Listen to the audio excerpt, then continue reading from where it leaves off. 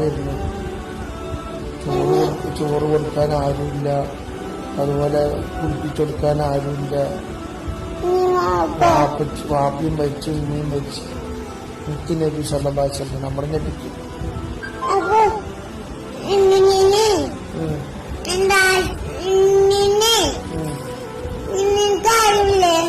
ആരുണ്ടായിട്ടില്ല.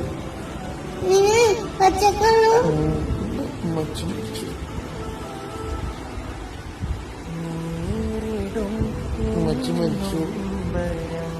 ചെറുപ്പത്തിൽ ആദ്യം മരിച്ചു. മുത്തുനബി കരയാൻ കേട്ടോ.